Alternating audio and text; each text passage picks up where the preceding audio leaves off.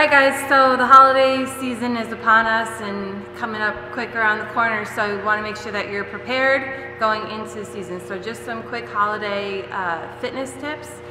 One thing that I like to do personally when I'm going out to a party is bring a dish that is on the healthier side that I made myself, so I know that when I'm there I have something that I can choose from. We have all of our holiday parties and all these cookies and junk all around us, and you know, sometimes it's family tradition that, you know, grandma brings the apple pie or the pumpkin pie or whatever to the house, and you feel guilty if you don't eat it. Now is not the time to fall off. You've worked so hard all year leading into the new year. You can't throw that away. You have to stay on track during the holidays. A lot of people say, people who lift weights, they say winter's the bulking season. No, it's not. Winter is not bulking season.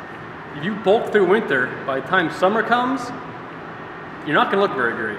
So you have to maintain your fitness all year round. So winter bulking season, that doesn't work out. Winter cutting season, yeah, that works out. So by the time you get to summer, you look good. But here, we don't have bulking or cutting season. We have fitness all year round. And that's where our accountability comes in. Say you're at Christmas dinner and there's a couple options of food and you're not sure what the best option is for you. Give your coaches a text or a call and we'll help you figure out what the best thing is to eat. That's what we're here for.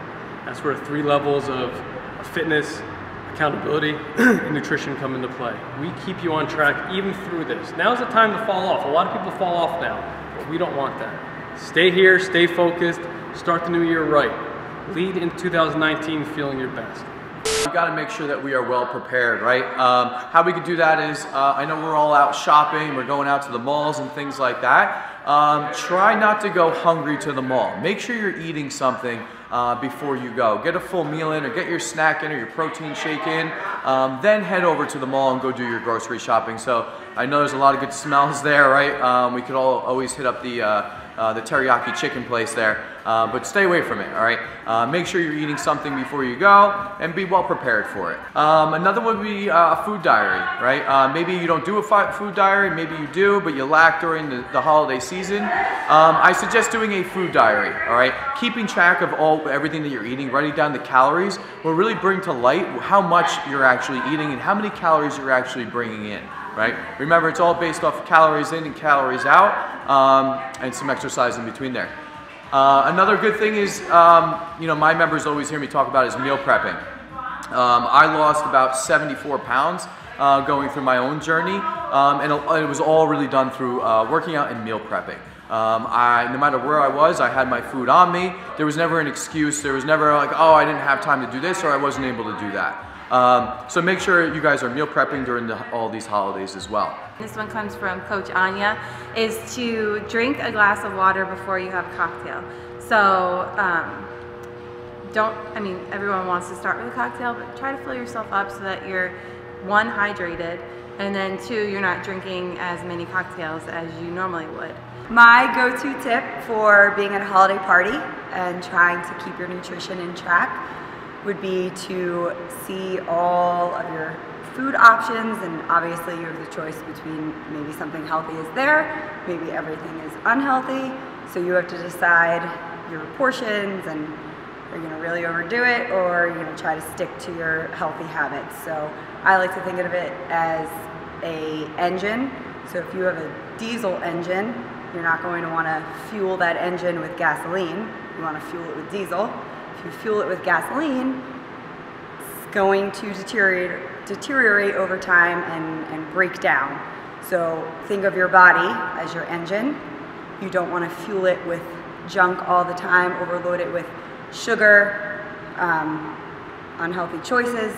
Your engine's going to break down. You'll start to really not feel well. Your workouts will suffer, just become sluggish. So when it comes to looking at food and your options, think of it as fuel for your body, and you want to select the proper fuel to keep your engine, your heart, your lungs, your muscles running smoothly. We can't let it throw it off our routine because, you know, we spent all year establishing a routine. We try not to interrupt it too much.